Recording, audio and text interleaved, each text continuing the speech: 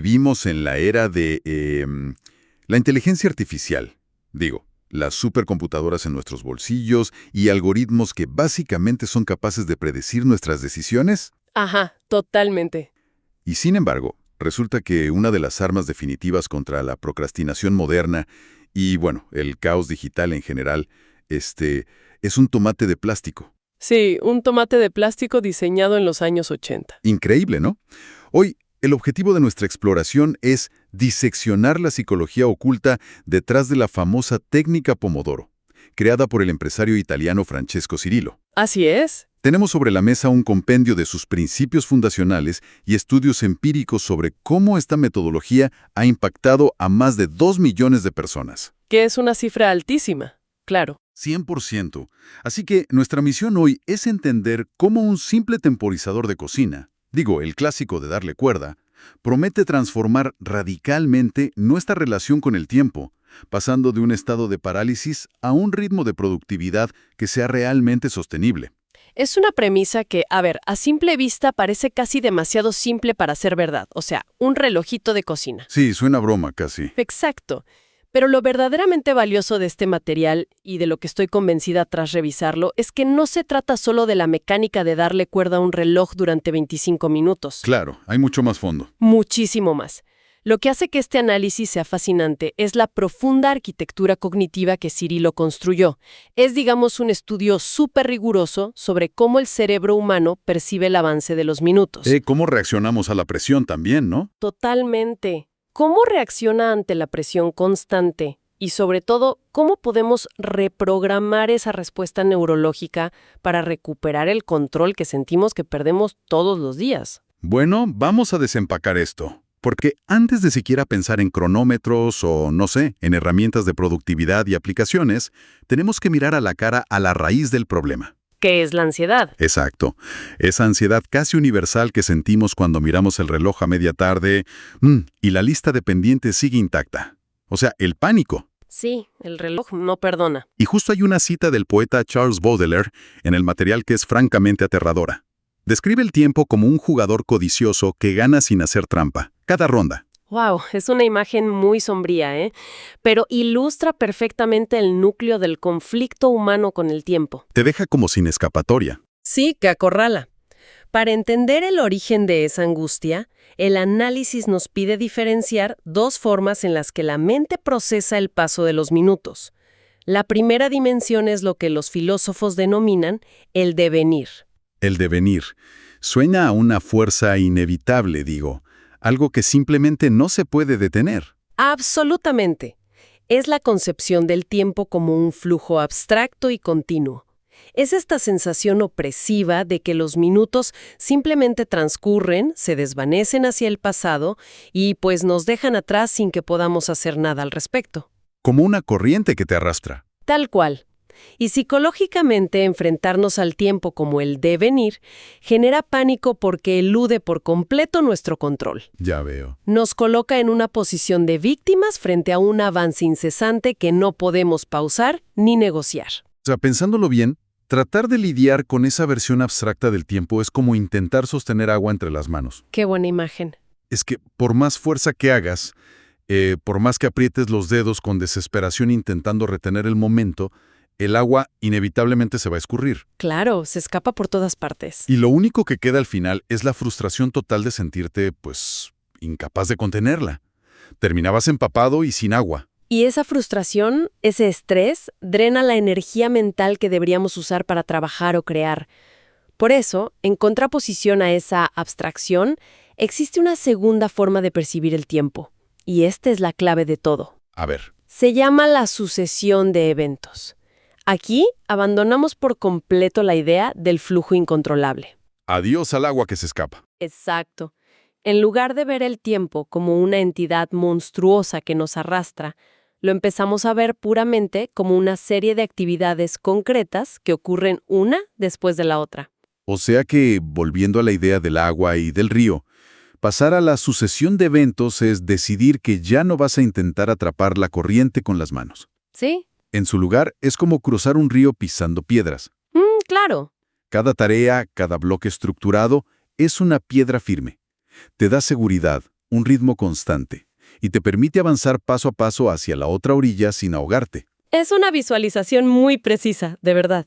Y es aquí donde la metodología establece sus 3 creencias fundamentales. ¿Cuáles serían? La primera es que este cambio deliberado de percepción, o sea, pasar del devenir angustiante a la sucesión de eventos, reduce drásticamente la ansiedad. Al darte pisadas firmes. Sí, la segunda creencia es que al eliminar ese pánico subyacente de que el tiempo se acaba, se libera una enorme cantidad de energía cognitiva. Energía que antes gastábamos en estresarnos. Exactamente. Ese uso mental efectivo permite una claridad y un enfoque que antes pues estaban secuestrados por el estrés. Tiene todo el sentido del mundo. Y la tercera creencia, que de hecho justifica el uso del famoso tomate de plástico, es que las herramientas deben ser extremadamente simples. O sea, nada de interfaces súper complicadas. Nada. Añadir aplicaciones llenas de notificaciones o sistemas ultra complejos a un cerebro que ya de por sí está abrumado es simplemente contraproducente. Pero claro, a ver, decir, vamos a convertir el tiempo en eventos concretos. Suena muy bonito en la teoría. La pregunta es, ¿cómo se construye exactamente ese camino de piedras? Ah, ahí está el detalle. Porque el método no es simplemente sentarse en el escritorio, encender un cronómetro y, no sé, esperar que ocurra un milagro. Hay una arquitectura muy específica, ¿no? Un proceso de 5 etapas que transforma esta filosofía en realidad.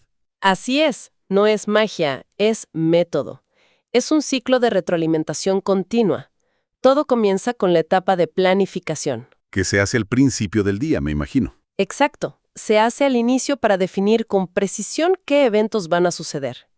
A esta le sigue el seguimiento. Que ya sería entrar en acción. Sí, es el acto de ejecutar la tarea mientras el reloj avanza, pero también mientras se recopilan datos crudos sobre nuestro esfuerzo y las distracciones que van surgiendo en el camino. Ok, planificación, seguimiento. La tercera etapa es el registro, donde al final del día te sientas y documentas esas observaciones en papel. A ver, hasta ahí honestamente parece un registro de horas tradicional, de esos que te hacen llenar en cualquier oficina corporativa. Podría parecerlo, sí. Pero las últimas 2 etapas me parecen el verdadero salto de calidad, donde esto deja de ser un simple reloj checador. Es que ahí está la magia de la técnica, porque la cuarta etapa es el procesamiento. ¿Y qué implica exactamente? Aquí no solo miramos lo que hicimos, tipo, trabajé 8 horas, sino que analizamos el por qué. Ah, el diagnóstico. Exacto. ¿Por qué una tarea que estimamos en un solo bloque de tiempo terminó tomando 3 bloques? Es un ejercicio puro de metacognición. ¡Qué interesante! Y finalmente, la quinta etapa es la visualización. Consiste en tomar toda esa información ya procesada y presentarla de forma clara para ajustar nuestra estrategia al día siguiente. O sea, no es solo trabajar a lo loco, es aprender a trabajar mejor cada día con tus propios datos. Literalmente. Y para ejecutar todo este ciclo operativo, las herramientas que exige el método, como decíamos, son casi primitivas. Sí, las fuentes mencionan unas muy específicas. Un pomodoro, que es el temporizador analógico. Un inventario de actividades, que es básicamente una lista maestra de todo lo que hay que hacer en la vida. El temido listado interminable. Sí, ese mismo.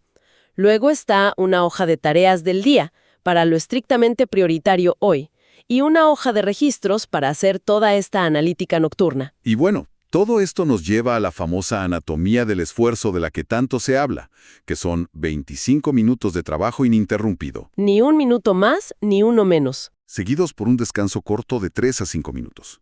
Pero, a ver, hay una regla de oro en este sistema que, leyéndolo, me parece de una rigidez casi dictatorial. ¿Te refieres a la regla de la indivisibilidad? Sí, esa. Es estricta, sí.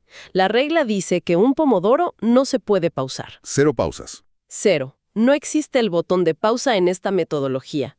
Si un pomodoro es interrumpido de manera definitiva, ya sea porque decidimos atender una llamada o porque perdimos el enfoque y nos pusimos a ver redes sociales, Que nos pasa a todos. ese bloque de tiempo es nulo. Se anota la interrupción y el cronómetro debe volver a 0. Exactamente como si esos 25 minutos previos nunca hubieran existido. A ver, entiendo la búsqueda de concentración pura, lo entiendo, pero tengo que cuestionar la viabilidad de esto en el mundo real. Es la queja más común, sí. Es que suena extremo. Digo, ¿qué pasa si hay una emergencia real? ¿Qué pasa si la oficina tiene un problema crítico, un incendio o un cliente clave llama furioso? Claro, claro. ¿Acaso el tomate de plástico que tengo en el escritorio tiene más autoridad que mi jefe que acaba de entrar por la puerta pidiendo un informe? A ver, evidentemente, ante una emergencia real, una que requiere atención inmediata y crítica, pues el sentido común es lo primero. La tarea se abandona, apagas el reloj y atiendes la urgencia. Uf, menos mal. Pero la regla de anulación estricta no está diseñada para los incendios o las emergencias reales. Está diseñada para entrenar nuestra toma de decisiones cotidianas. O sea, para las falsas emergencias. Exactamente. Lo que busca la técnica es obligar a la mente a priorizar, al saber que ceder ante una interrupción menor va a destruir el progreso acumulado de esos 25 minutos, la persona se ve obligada a hacer una evaluación de valor instantánea. Entiendo. Es como ponerle un costo muy alto a la distracción. Ese es el punto. Preguntas. ¿Realmente esta notificación del celular o esta pregunta casual de un colega justifica tirar a la basura el esfuerzo que ya invertí en este bloque? Y supongo que casi nunca lo justifica. En el 90% de los casos, los datos muestran que la respuesta es un rotundo no. Es un mecanismo brillante para forzar al cerebro a defender su propio tiempo. Pero seamos honestos, mantener ese nivel de purismo monástico es casi imposible hoy en día. Es un desafío inmenso. Porque, a ver, las distracciones no solo vienen de afuera, de colegas o correos. Vienen de adentro. Tu propia mente te boicotea constantemente. La mente es el peor enemigo a veces. Y me parece súper fascinante cómo la metodología divide a estos enemigos de la atención en dos bandos muy claros: las interrupciones internas y las externas. Las internas son, con mucha frecuencia, las más insidiosas de todas.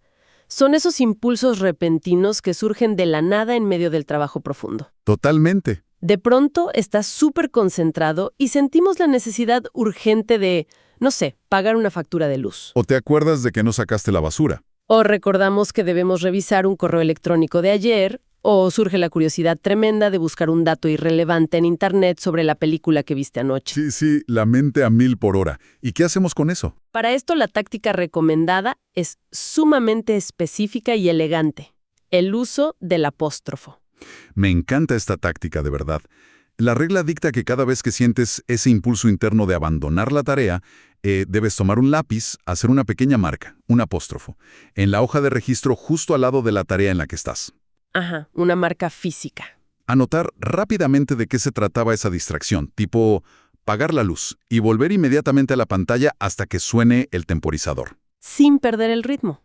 Es que las interrupciones internas son básicamente como una picazón mental constante.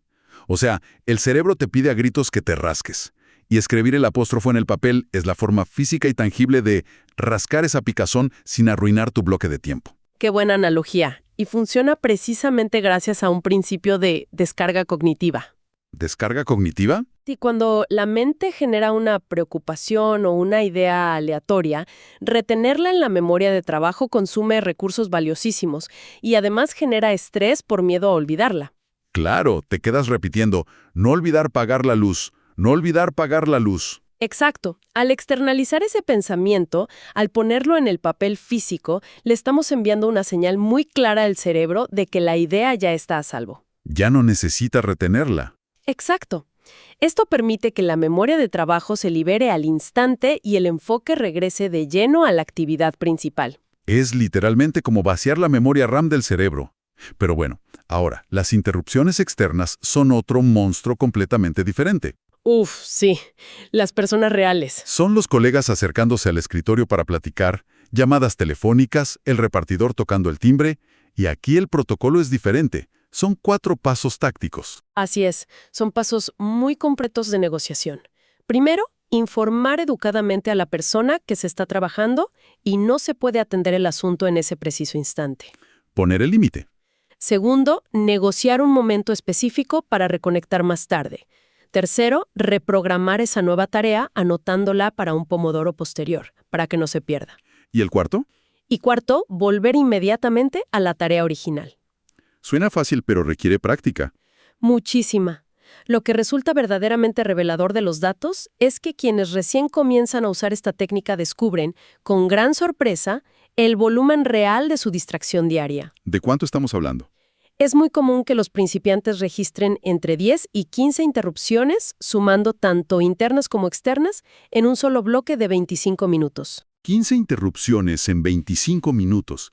No es extrañar que exista esta epidemia global de sentir que el día no rinde para nada. ¿Es que no rinde así? Trabajar así es como intentar arrancar un auto y apagar el motor cada 50 metros. Nunca agarras velocidad. Tal cual, nunca entras en flujo. Y aquí es donde se pone realmente interesante, porque estamos hablando de, marcas de apóstrofos en papel, reglas inflexibles y temporizadores mecánicos. Sí. A primera vista, decirle a alguien con altos niveles de estrés en la oficina que ponga un reloj a hacer tic-tac constantemente a un lado de su oreja parece sinceramente la receta perfecta para desencadenar un ataque de pánico. Totalmente contraintuitivo. Entonces, ¿cómo es que el cerebro logra transformar el sonido de una bomba de tiempo a punto de estallar en un ancla de relajación? Es un cuestionamiento súper válido y que toca de lleno la psicología del sonido y el condicionamiento conductual. Inicialmente, es cierto, el sonido del tic-tac y el timbre final ciertamente pueden generar tensión en los primeros días. Es la asociación clásica del tiempo que se agota, de las fechas límites. El síndrome de la película de acción donde la bomba está en 001. Exacto, es ansiedad. Pero las observaciones y los testimonios demuestran que, con el uso sostenido, ocurre un fenómeno fascinante de condicionamiento psicológico positivo. ¡Wow! El cerebro deja de asociar ese sonido mecánico con una amenaza inminente y comienza a asociarlo casi automáticamente con el estado de flujo y de concentración profunda. O sea, se convierte en un estímulo pavloviano entonces. Exactamente eso. El tic-tac constante se transforma en una señal auditiva de fondo que le comunica al cerebro un mensaje de calma. El sistema está activo, estamos trabajando de manera estructurada, no hay necesidad de preocuparse por ese devenir abstracto y aterrador. Es como un escudo de sonido. Sí, aísla las distracciones externas y agudiza la atención precisamente porque se vuelve un sonido familiar y protector. ¡Qué maravilla cómo la mente se adapta! Aunque claro, dominar esta alteración de los sentidos y asimilar verdaderamente estas reglas estrictas de interrupción no es un truco de magia instantáneo. No pasa de la noche a la mañana. Para nada. La evidencia sugiere que el tiempo de aprendizaje para dominar verdaderamente esta metodología toma, en promedio, de 7 a 20 días de práctica ininterrumpida. Requiere un compromiso tremendo para, atravesar esa curva de incomodidad inicial donde todo te distrae. Es una disciplina. Y aquí creo que es vital hacer una pausa y analizar el contrapunto crítico que ofrecen nuestras fuentes. Porque, aunque millones de personas avalan el uso del tomate y les cambia la vida, la ciencia cognitiva tiene matices importantes que no podemos ignorar. Es muy cierto. El material hace referencia a un estudio de 1994, realizado por el investigador Macan, enfocado directamente en la psicología profesional y la gestión del tiempo. Un estudio muy citado, por cierto. Y los hallazgos son muy claros al advertir que este nivel de estructura tan severa simplemente no funciona para todos. Es fundamental incluir esa perspectiva para entender, digamos, las limitaciones del modelo. No es una cura milagrosa universal. La investigación de Macan indica que las respuestas individuales a la imposición de marcos estructurados varían drásticamente de persona a persona. Claro, cada cabeza es un mundo. Exacto. Mientras que para muchos la técnica Pomodoro actúa como un salvavidas literal que delimita el caos y reduce la ansiedad diaria, existen personas cuyas arquitecturas cognitivas y estilos de trabajo prosperan mucho más en condiciones de absoluta flexibilidad. Claro, mentes que por su naturaleza necesitan deambular para conectar ideas. Precisamente. Para ciertos individuos, especialmente aquellos en roles altamente creativos o roles de resolución de problemas muy complejos y poco definidos, imponer un corte abrupto a los 25 minutos puede interrumpir orgánicamente su estado de flujo. O sea, justo cuando están encontrando la solución brillante. Trin, se acabó el tiempo. Exacto. En ese escenario, en lugar de proteger la concentración, la regla inquebrantable del temporizador se convierte en el mayor obstáculo para su productividad real. Les corta la inspiración de tajo. ¿Sí? Por lo tanto, el éxito de la técnica no está garantizado de manera universal. Depende intrínsecamente de la personalidad del individuo y de la naturaleza misma de la labor que está ejecutando. Es decir, no tiene ningún sentido obligar a la mente a encajar en un molde rígido si ese molde te genera más fricción que fluidez. Sería contraproducente. Pero, a ver, supongamos que el método sí resuena con tu estilo de trabajo, que eres de los que necesitan esa estructura. Ok, asumamos que encaja. Habiendo discutido esta intensidad tan extrema del enfoque, la defensa casi territorial de los 25 minutos y la fatiga mental de estar resistiendo 15 impulsos de distracción por bloque, la conversación tiene que girar inevitablemente hacia el antídoto. El contrapeso necesario. Porque resulta que el propio método ofrece la cura para la intensidad que genera, el descanso. Pero no cualquier descanso, un descanso entendido como una estrategia innegociable. Es que todo comienza con cómo gestionamos la complejidad de las tareas mismas. Las directrices de la técnica advierten que si al planificar tu día, descubres que una tarea en particular va a requerir más de 5 a 7 pomodoros. O sea, más de 3 horas seguidas. Exacto. Esa es una señal de alerta inmensa. Significa que la tarea es demasiado grande y compleja, y debe desglosarse sí o sí en partes más pequeñas para evitar abrumar al cerebro. Dividir y conquistar. Siempre. Y a la inversa, si varias tareas toman solo una fracción pequeñita de un pomodoro, tipo enviar un correo o confirmar una cita, deben agruparse en un solo bloque. Para no desperdiciar la estructura. Exacto. Esto calibra la carga cognitiva de manera óptima. Pero la piedra angular que sostiene todo este sistema a largo plazo para que no colapses es una filosofía central que el autor llama el desapego. El desapego. Hablamos de esos 3 a 5 minutos de pausa obligatoria entre cada bloque de 25 y los descansos largos, de 15 a 30 minutos que te obligas a tomar después de completar 4 ciclos completos. Y si conectamos esto con el panorama general de cómo operamos hoy en día en la sociedad, esta regla es, en el fondo, una rebelión frontal contra la cultura laboral moderna. Una rebelión silenciosa. Totalmente. En muchos entornos corporativos y sobre todo en la cultura del emprendimiento constante que glorifica estar siempre ocupado, se ha normalizado la idea sumamente tóxica de que tomar pausas regulares es sinónimo de falta de compromiso o debilidad. Si no estás sufriendo en el escritorio, no estás trabajando. Exacto, esa mentalidad. Pero la técnica argumenta, apoyada con evidencia, que desconectarse no es un lujo que te da si te sobra tiempo, es una necesidad biológica y cognitiva básica. El cerebro necesita respirar. El desapego absoluto de la tarea fomenta la consolidación de la memoria a corto plazo, permite que surjan nuevas perspectivas y es el verdadero motor detrás de la resolución de problemas creativos. ¡Wow! Trabajar sin parar, encadenado al escritorio de la mañana a la noche sin despegar los ojos del monitor, lleva inexorablemente a la fatiga por decisión y al agotamiento crónico. Entonces, ¿qué significa todo esto? Básicamente que nos hemos acostumbrado a tratar a nuestros propios cerebros de la misma manera que tratamos a un teléfono inteligente.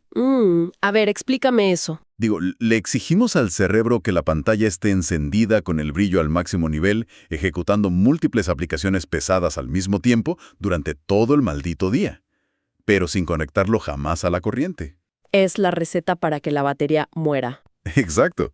Y esos 5 minutos de desapego, de genuinamente no pensar en el reporte, de levantarte de la silla, estirar las piernas o simplemente mirar por la ventana hacia la calle y ver los autos pasar, son esa carga rápida indispensable. 100% de acuerdo. Es la única línea de defensa que evita que el sistema operativo de nuestra mente colapse y se apague por completo a las 4 de la tarde. La analogía es perfecta, la verdad, porque subraya la diferencia abismal entre las máquinas y los humanos. La metodología insiste en encontrar un ritmo que sea genuinamente sostenible a través del tiempo, no solo para hoy. Una carrera de resistencia, no de velocidad. Sí, la biología humana requiere ciclos de actividad intensa, alternados con inactividad programada. Pero, y esto es muy importante, hay una trampa aquí. ¿Cuál es la trampa del descanso?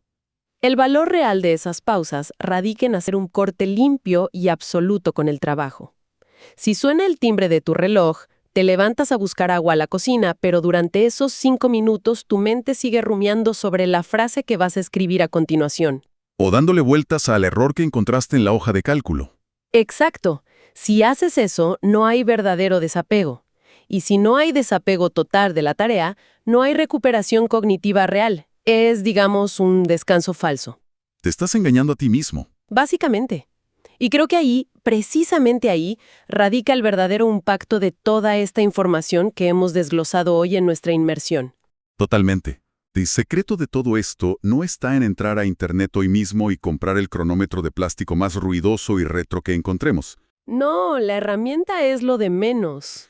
El valor profundo está en lograr invertir esa histórica dependencia y sumisión que tenemos hacia el reloj. Se trata de dejar de ser víctimas pasivas de un tiempo abstracto y amenazante que avanza sin piedad hacia una fecha límite. Ese devenir del que hablábamos. Ese mismo. Y en su lugar, convertir el tiempo en un bloque de construcción. Es tomar algo que se siente infinito y aterrador y volverlo finito, tangible y manejable. Qué poderoso suena así. Es entender la importancia monumental de honrar tanto los 25 minutos de trabajo profundo, defendiéndolos a capa y espada contra las distracciones, como honrar con la misma intensidad los 5 minutos de desapego total. Al final, lo que en un principio parece una restricción súper severa es lo que, paradójicamente, nos provee libertad. La estructura te hace libre. Sí, al delimitar el esfuerzo y darle un inicio y un fin clarísimos, la mente se libera de la ansiedad abrumadora de pensar en la infinidad de cosas por hacer. Se le permite concentrarse únicamente en el siguiente paso evidente, dignificando tanto el acto de laborar duro como el acto vital de recuperar energías. Es un cambio de paradigma total. Y para cerrar nuestro análisis de hoy, me gustaría dejar sobre la mesa una reflexión expansiva, algo para que quien nos escucha lo analice y le dé vueltas por su cuenta en los próximos días. A ver, te escucho. Si a través de métodos como este nos entrenamos, casi como si fuéramos atletas tácticos para proteger nuestros bloques de 25 minutos de trabajo con absoluta fiereza, Ajá. si aprendemos a registrar distracciones, a rechazar interrupciones externas con educación pero con firmeza, a negociar límites y a decirle no al mundo para defender nuestra sagrada productividad. Sí. ¿Qué pasaría si aplicáramos esa misma protección despiadada y rigurosa a nuestro tiempo de ocio? ¡Wow! ¡Qué interesante! Imagínate, si en medio de nuestro fin de semana agendáramos un pomodoro de descanso, donde esté estricta y penalmente prohibido pensar en el trabajo, revisar correos de la oficina o angustiarnos con la presentación de lunes. Un descanso blindado. Exacto. Podríamos, al hacer eso, finalmente curar nuestra epidemia moderna de agotamiento crónico y ganarle, por fin, una ronda a ese jugador codicioso que es el tiempo.